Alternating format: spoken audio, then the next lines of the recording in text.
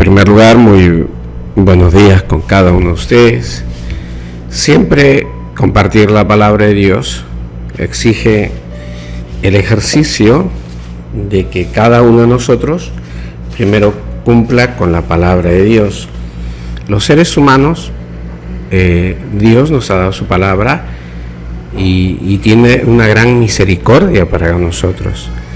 Y esa gran misericordia es que nos está dando la oportunidad por gracia inmerecidamente a que entremos al reino de los cielos. Siempre cuando las personas oramos, porque es lo primero que tenemos que hacer, tener la relación con Dios, podemos entrar al reino de Dios. Pero si nos dedicamos solamente a predicar y a orar en público, créanme que no. Hoy día nos toca compartir sobre el Evangelio de Mateo, capítulo 16, versículo 1. La demanda de una señal. Llegaron los fariseos y los saduceos para tentarlo y le pidieron que le mostrase una señal del cielo. Pero él respondiendo les dijo: cuando anochece decís, hará buen tiempo, porque el cielo está rojo. Y por la mañana, hoy habrá tempestad, porque el cielo está rojo y nublado. Hipócritas, que sabéis distinguir el aspecto del cielo, pero las señales de los tiempos no podéis distinguir. La generación mala y adúltera demanda una señal, pero no les será dada, sino la señal del profeta Jonás. Y dejándolo se fue. Cada que nos habla el Señor Jesucristo nos enseña mucho. Aparte que es medicina para nuestros huesos y nuestra salud, nos enseña mucho nuestro Señor Jesucristo. Este pasaje fundamental, ¿por qué es fundamental? Porque en sí mismo Cristo, el Mesías, se presenta y ante el rechazo de Cristo, de los relatos anteriores, piden un nuevo signo. Por eso es fundamental, es determinante, porque las personas siguen pidiéndole más signos a pesar de tantos milagros que ya ha obrado. El complot de los fariseos contra Cristo, es decir, es algo que se da. Los fariseos contra Cristo. Y esto sigue de menos a más, sigue aumentando. Ahora se le unen a los fariseos, sus enemigos mortales, los saduceos, para tratar de perder a Cristo, para insidiosamente tentarlo. Y por eso le piden una señal especial, pero que venga del cielo. Y esto pasa porque no se comprendió que Él es Dios hecho hombre, que se humilló hasta el extremo de ser hombre. Porque si en el entendimiento, como nos es regalado cuando nos da don de fe y conversión al Señor, entendemos esa magnitud, es que podemos obedecerla. Pero ellos, viéndolos, es difícil entender que es Dios. No es tan fácil. ¿Y por qué no es tan fácil? Porque el Señor vino manso, vino humilde. ¿Por qué no es tan fácil? Porque el Señor vino a perdonar pecados, vino por los pecadores, vino como médico. Por eso es difícil entender que Él es Dios, porque es humilde, sencillo. Y eso cuesta. Por eso, cuando hoy día tenemos la contraparte de los fariseos, de los saduceos, en las redes sociales, en las canciones de reggaetón, en la cultura de yoga, metafísica, fíjense que a veces para promocionar, lo que comparto de la palabra de Dios, tengo que pagar publicidad. De esa forma llego a las personas. publicidad. De esa forma llego a las personas. Y no hay fe, no hay la palabra fe, no hay la palabra cristiano, no hay la palabra Jesucristo. Es decir, no hay esa categoría de grupos porque estas redes sociales de Facebook, de WhatsApp, de Instagram, de YouTube, lo han eliminado. Es decir, Jesucristo es un enemigo de las redes sociales. Oh, dirán, pero a través de las redes sociales se comparte, sí, pero no hay una categorización. No hay una categoría que nos una.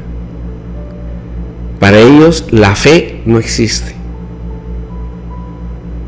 La fe puede llamarse paz, armonía, cambiar tu vida, pero no está hecha las redes para unir más a los cristianos, aunque pareciera que sí, es no.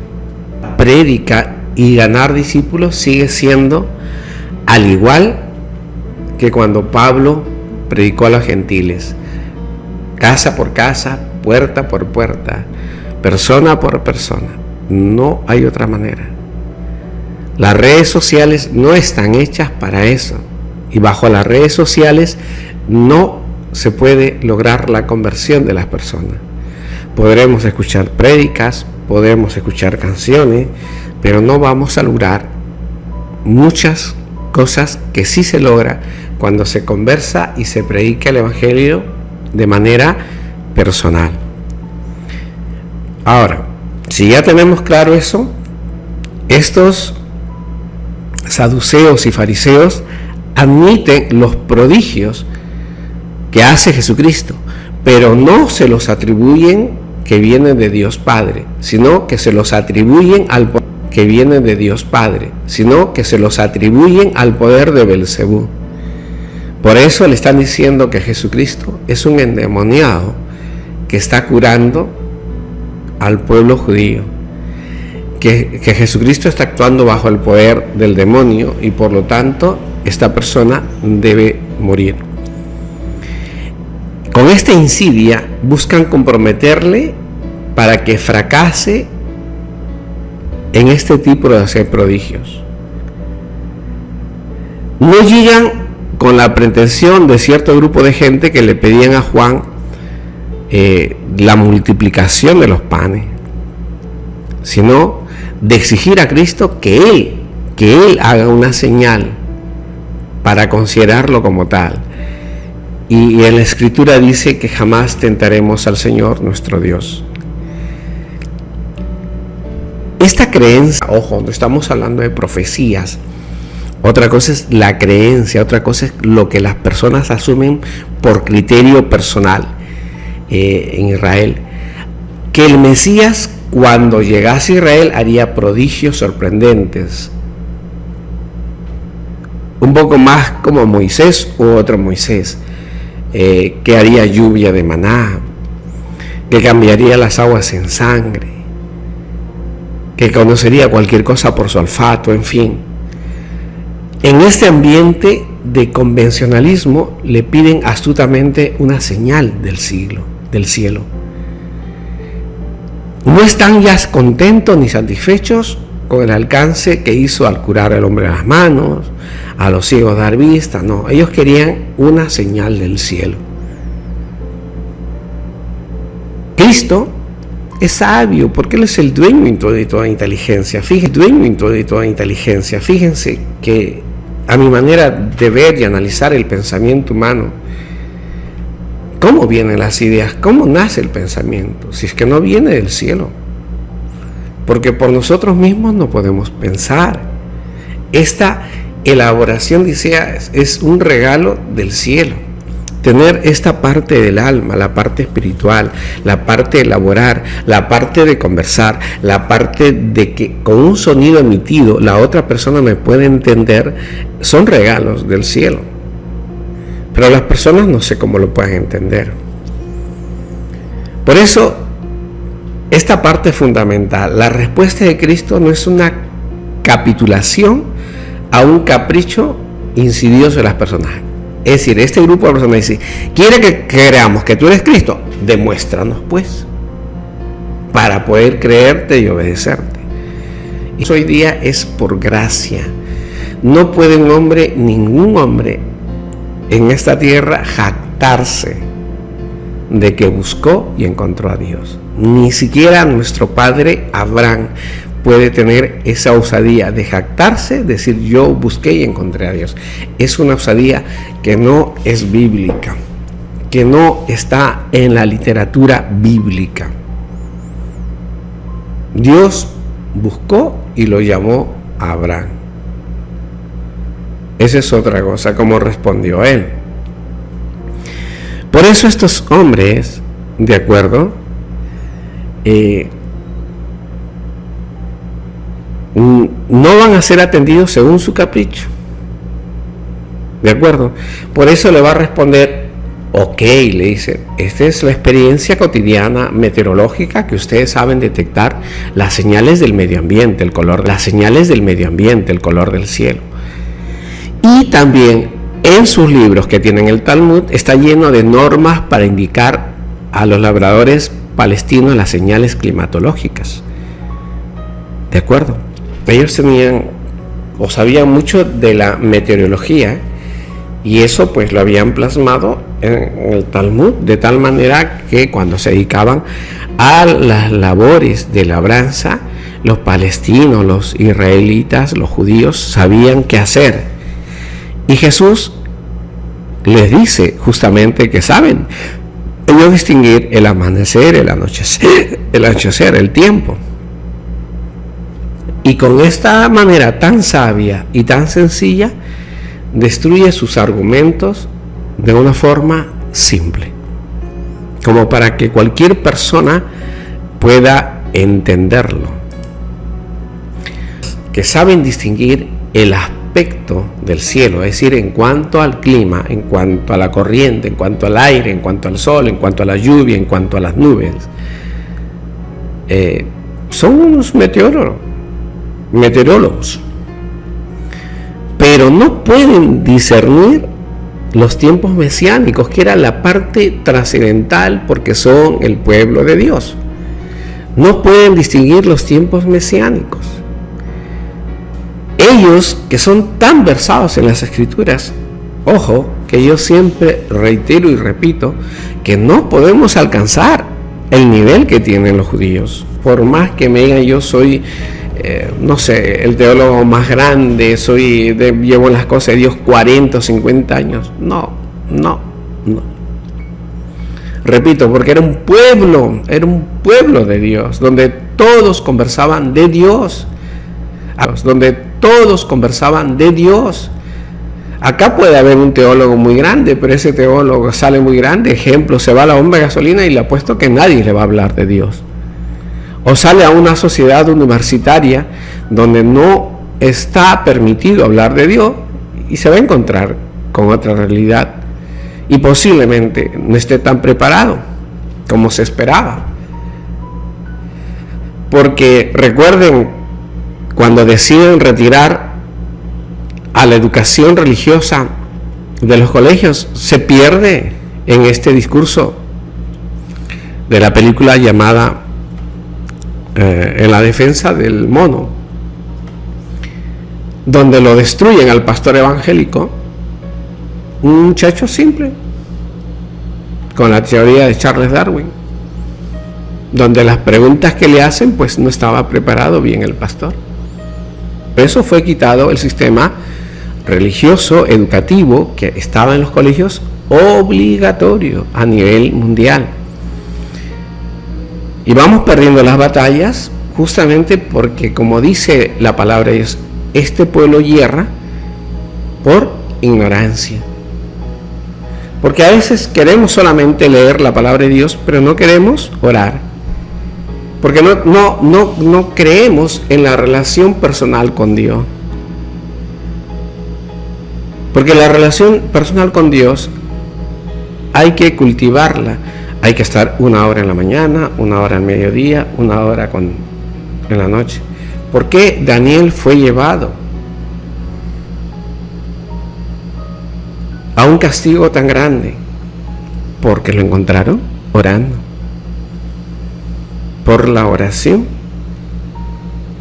no fue porque hizo algo diferente, hizo daño, simplemente por orar. Porque para los no crédulos y para el enemigo, saben que la oración es vital para el creyente, para poder enfrentar todos los procesos, sucesos y las operaciones que suceden en el día a día, en nuestra comida, en nuestro levantar, en nuestro caminar, en el conversar, etc. Por eso doy gracias a Dios. Yo le pedí hoy día, por ejemplo, una señal al Señor, que estoy cansado, una operación de traspaso de una finca, y ya estoy cansado y agotado y agobiado, y hasta ya me estaba enfermando, como mi esposa se estaba enfermando. Le dije: Señor, por favor, hoy, que nos diga este bendito Señor si es sí o no, porque ya estamos enfermando a causa de la incertidumbre. Y bueno, Dios Padre Todopoderoso, gracias por atender el deseo a mi corazón de esta persona tan pecadora y tan inmerecedora de tu atención. En el nombre de Jesucristo, mi Señor. Entonces, estas personas, pues, no quieren distinguir los tiempos mesiánicos. Ellos escucharon de Juan el Bautista, valoraron su valor profético, pero no discernieron las señales de los tiempos mesiánicos. No querían entender, ¿me entiende? Simplemente querían entender su oficio de doctores bajo las leyes, normas y tradiciones de los ancianos, pero no discernían correctamente lo que era el leyes, normas y tradiciones de los ancianos, pero no discernían correctamente lo que era el valor espiritual, el sentido espiritual de la Biblia. Por eso piden una señal y dicen: solo se le dará la señal de Jonás. Pero dentro de esta parte que es fundamental y trascendental en este pasaje de la Biblia, Cristo califica a este pueblo como generación mala y adúltera. ¿De acuerdo? Y esta generación mala y adúltera estamos nosotros metidos. Están metidos nuestros hijos, nuestros familiares y todos. Porque esta generación sobrepasa a los interlocutores inmediatos a los que se refieren. A la generación judía. No es solamente, además, los gentiles estamos libres. No, señores. Esta generación mala y adúltera somos nosotros, los que hemos recibido don de fe y don de gracia. Nosotros, que tenemos la gran comisión de ir y hacer discípulos y enseñar la palabra de Dios. Pero para enseñar, debo yo primero saber. Si yo enseño a leer, es porque sé leer. Si enseño matemáticas, es porque sé matemáticas. Si enseño trigonometría, es porque sé trigonometría. Si soy ecuaciones, es porque sé ecuaciones. Si enseño física cuántica, es porque sé física cuántica. Y la palabra de Dios dice que el que enseña es porque está practicando constantemente la palabra de Dios. Por eso el Señor nos dice que el hacedor es como el que construye su casa sobre roca. Que viene la lluvia, viene el viento fuerte, si no la tumba. Roca. Que viene la lluvia, viene el viento fuerte, si no la tumba. Por eso no nos tumban a nosotros. Tenemos el hostigamiento y el acosamiento constante, pues sí.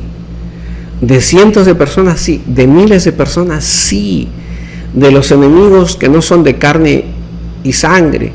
De los demonios, sí. Nos perturban todo el día, sí, pero a pesar de eso hacemos la lucha firme de aferrarnos a nuestro Señor Jesús el Cristo. Y seguimos compartiendo un poco la palabra. La expresión mala y adúltera, que están dentro del sentido bíblico, le dicen generación mala, pues porque en la creencia popular es que sería del Antiguo Testamento, calificándolo al pueblo judío que era infiel a Jehová o a Yahvé, que era como su esposo. Porque eso es lo que pasó. Eran infieles. No había fidelidad a la palabra de Dios. Esa es la generación adúltera. Por eso digo, cuando a veces converso con muchos hermanos evangélicos, no reduzcáis todo al aspecto sexual. El aspecto sexual, espiritual, que nos manda la Biblia es un sentido, digamos,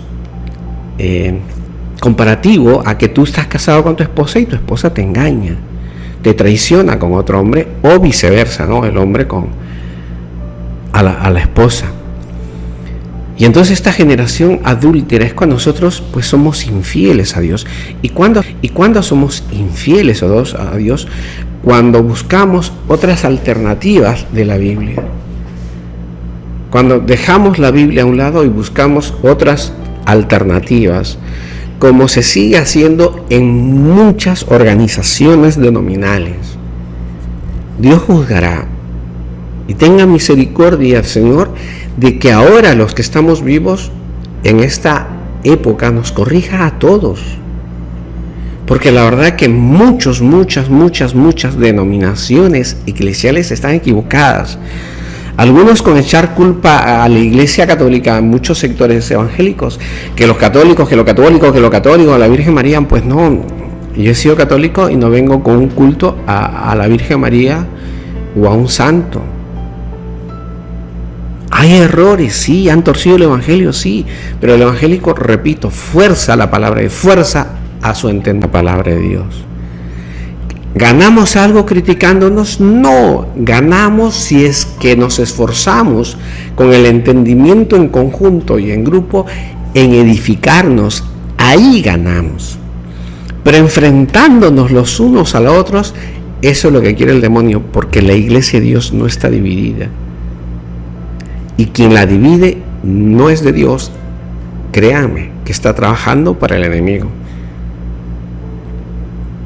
Por eso, este pueblo era adúltero, porque en todo el Antiguo Testamento el pueblo judío era infiel a Dios Padre. Y ambas expresiones orientan marcadamente el mesianismo. Con esto nos apoyamos en Deuteronomio, que da a la generación del Éxodo, ¿de acuerdo?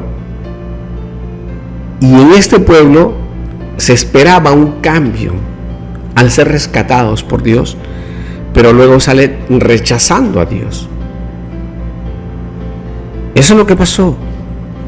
Como hoy mismo a todos nos cuesta que alguien diga que es tan fácil el evangelio, yo desde mi punto de vista digo no. Porque el mundo nos atrae, nos seduce con Netflix, nos seduce con una serie de comodidades, nos seduce con una serie de placeres, nos seduce con una serie de conformidades, nos seduce porque ya las generaciones no queremos esforzarnos. Ya tengo 40 años, ya no me quiero esforzar, ya tengo 50 años, ya no me quiero esforzar, ya tengo 60 años, no me quiero esforzar. Y cada vez viene una generación con cero esfuerzo. Y cada vez viene una generación con cero esfuerzo. Y el Señor dijo a Josué: esfuérzate y sé valiente. Y si nosotros no hacemos el esfuerzo, no vamos a lograr las cosas de Dios. No nos vamos a mantener firmes en la obediencia, no nos vamos a tener firmes en la confianza. Porque no solamente es obedecer, es confiar. Si yo no tengo confianza, no voy a confiar.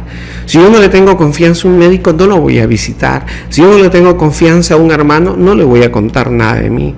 Si no se genera el factor de confianza que es producto del amor fraternal, nunca vamos a hablar de Cristo. Porque nos estaremos juzgando. Así es, de simple. Entonces, Cristo da un signo pero no les está dando el signo que ellos piden. Ellos pedían un maná, una lluvia del plan del cielo, y Cristo no le está dando esto. Ni tampoco lo dicen en el momento que moremos en este momento, porque Dios no está hecho para eso. Dios no, tal vez estoy hablando mal en decir que está hecho para eso. Dios es Dios. Dios no está ahí para satisfacer nuestros caprichos, pues. Se me antojó ahorita, si eres Dios, entonces sáname inmediatamente ahorita, pues. Ya que tú dices que pide y se te dará. No. Reitero, no entendemos con quién estamos tratando. El hecho que Jesucristo haya venido humilde, manso y sencillo, no quiere decir que sea cualquier cosa para que tú lo trates con tu soberbia, con tu desprecio, con tus ojos soberbia, con tu desprecio, con tus ojos altivos, con tu enojo, con tu pésima educación. Estás tratando con Dios, y estamos todos tratando con Dios. Así que hay que tener mucho cuidado cuando conversamos de Él y nos expresamos de Él. Por eso esa gente, pues Dios no lo está diciendo, muy bien, está que me pides una señal, ¿cuál quieres? Esta. ¿Quieres que yo pan del cielo? Ahorita te doy. No va a suceder con un capricho de esta gente. Porque esta gente no lo busca a Jesucristo para salvación, lo busca para destruirlo. Y así no son las cosas de Dios. ¿De acuerdo? Por eso el Señor le dice que lo que está en el plan de Dios, y este supremo signo, Jonás es la tipología de Cristo.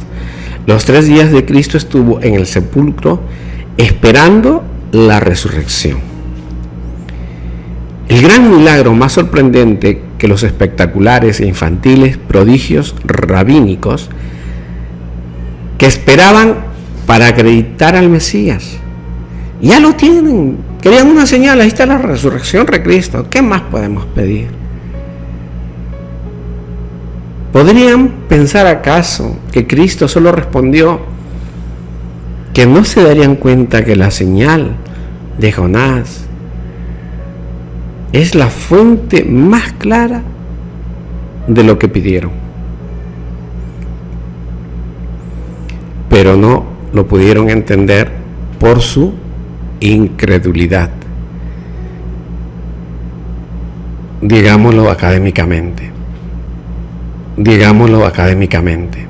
porque su hipótesis era falsa. Si eres Cristo, demuestra haciendo un prodigio del cielo. Su hipótesis. Pero sabemos que estaba llena de maldad y de adulterio, que estaba llena de fornicación. Por eso no lo pueden aceptar. Por eso no lo pueden entender. Por eso están más evocados. No nos hizo caso, no nos exigió. Nosotros somos los fariseos, somos los directores de la ley. Y este Señor no hace lo que queremos. Y es que Jesucristo no está para hacer lo que queremos. Nosotros estamos para obedecer a Cristo, no para que Cristo nos obedezca. Si es la voluntad del Señor y del Padre satisfacer nuestros deseos del corazón, alabado sea Dios. Pero no es la postura de Dios es que nosotros lo adoremos, que nosotros imitemos a Jesucristo. Y cuando nosotros imitamos a Jesucristo en todo lo que dice, con mansedumbre, con humildad, con amor, entonces tal vez tengamos la oportunidad de entrar al reino de los cielos. Porque el Señor bien claro dijo, no todo el que diga amén, amén, amén, entrará al reino de los cielos. Por eso en los evangélicos, si se damos cuenta, dicen mucho amén, amén, amén, amén, alabado sea, alabado. Y no es la forma, sino la forma que nos enseñó el Señor es haciendo la voluntad de Dios. Y eso es lo que tenemos que trabajar duro, porque es un ejercicio constante y permanente. Ahora tenemos lo siguiente. Ciertamente llama la atención de la ceguera espiritual de los fariseos y los saduceos. Del cielo, como si no fuese suficiente todos los milagros que ya habían presenciado y que han comprobado. Juan da la razón de por qué pedían un milagro cuando se refiere en Juan 6:31, que la gente después de la comida de los panes se aproximó al Señor y le dijo: ¿qué milagro haces tú para que veamos y creamos en ti? Fíjense, inmediatamente de que han recibido el milagro de comer de Dios, le pidieron otro milagro más.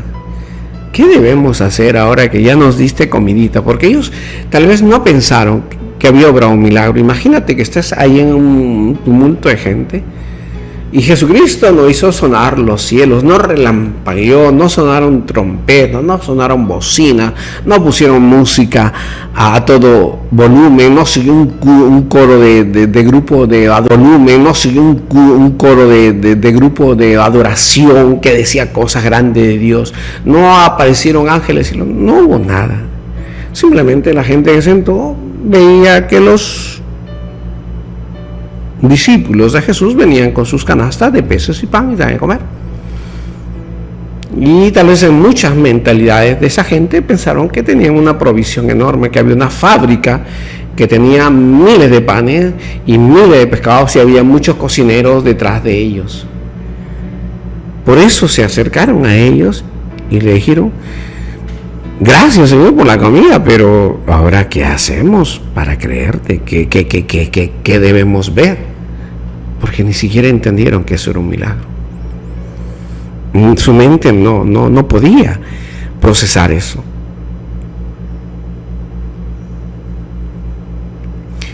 Por eso le piden que se manifieste, que esto dure largo tiempo y así, de esa forma, satisfaga sus pensamientos personales y digan: ¡ah! Ahora sí podemos creer en ti. Por eso el Señor les aclara y le dice: cuando llega la noche, decís hará sereno, etcétera, etcétera, y le va contando todo lo que dijo. Y estos eran una raza y una generación malvada e incrédula. Por las señales de los tiempos quiso dar a entender su venida y su pasión, que sería como el color rosáceo del cielo en la tarde, y las tribulaciones que precederán su venida están representadas por un cielo que tiene por la mañana un color rosáceo y triste.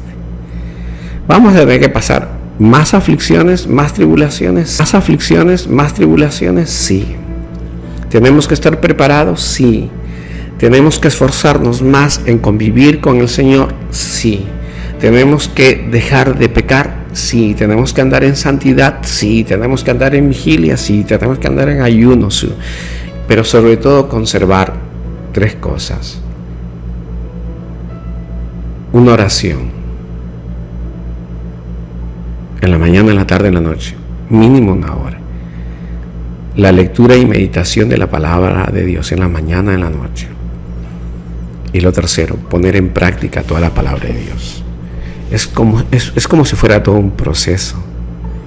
Confiar en Dios requiere todo un proceso, requiere toda una relación. No ocurre un proceso de magia. La confianza en Dios se va todos los días. Todos los días voy orando, todos los días leyendo, todos los días poniendo en práctica y perfeccionar la relación con el Creador de la vida. ¿De acuerdo? Así como las señales del buen tiempo son distintas a del tiempo lluvioso, así sucede en uno. Porque en la primera venida de Jesucristo hay algunas señales, pero habrá otras señales en la segunda venida. Jesucristo, ahora que estuvo en la tierra con nosotros, vino humilde, sencillo, como un médico, pero jamás vino a juzgarnos. En esta segunda venida vendrá como león, vendrá como juez, y eso sí va a ser muy difícil. En mi caso personal, yo pido al Señor que demore más tiempo, para que tengamos mayor oportunidad de trabajar primero con nosotros mismos en la santidad y la justicia, y en segundo lugar en hablarle a más personas de Cristo. ¿De acuerdo? Por eso recuerden, el Señor dice: generación mala y adúltera. No tenemos que adulterar el Evangelio, no tenemos que actuar con maldad, porque hay un enfrentamiento torpe, necio, que nos está dividiendo más, que es esta pelea a muerte entre diferentes denominaciones eclesiales. Hay grupos en las redes sociales que me admiran, dicen: yo soy el Cristo y te bendigo como Cristo. ¡Wow! A veces quisiera tener cara a cara y saber simplemente si esa persona entiende la Escritura. Conversar si es sencilla y humilde y mansa. Y muchas de esas personas que están hablando en los grupos, que se llaman supervisores, no sé qué nombre tienen. Luego las mujeres están todos sensuales en sus fotografías, en su Facebook personal. ¿Cómo puedo entender que quiere hablar de Cristo y tiene fotos sensuales dentro de su Facebook personal? No entiendo. San Mateo repite lo mismo en otro lugar, lo que nos debe hacer recordar que muchas veces dice las señales son las mismas, pero con otra finalidad, para poder ir resolviendo cada dificultad de diferentes formas, con las palabras diferentes.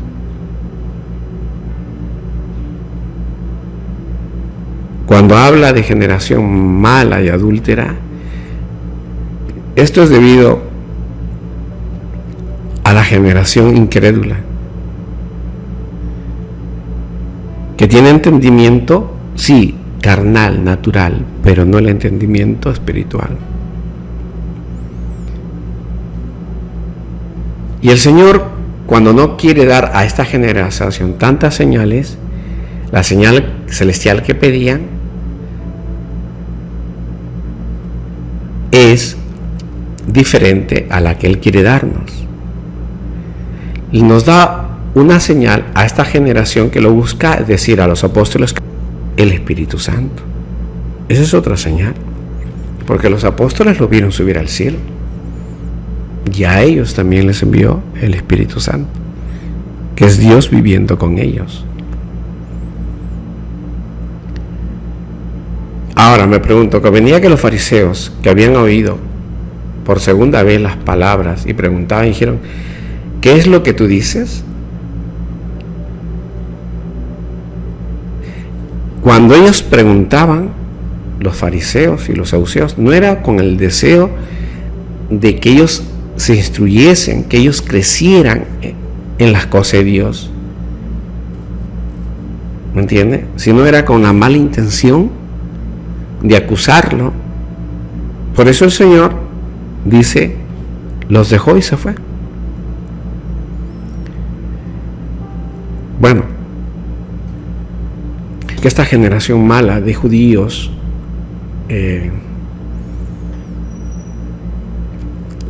siempre era su actitud constante a lo largo de la historia, porque sus espíritus son insolentes y están amparados en el error de la infidelidad a la ley de Dios, a los mandamientos de Cristo. Esto es terrible, pero es una realidad. Por eso a nosotros nos toca persuadir y convencer a todos. El evangelio que Dios te ha dado no solamente es para que tú cambies, sino para que des testimonio, para enseñar a tu esposa, para enseñar a tus hijos, para enseñar a tus sobrinos, para enseñar a tus familiares. Y si no lo estás haciendo, es tiempo de que ablandes tu corazón, que escuches la voz de Dios y también compartas ese gran tesoro, porque si eres transformado con el don de fe y gracia que te ha regalado el Dios del embajador de Cristo, y está en la misión de hacerlo, siempre y cuando esté cumpliendo la palabra de Dios. En el nombre de nuestro Señor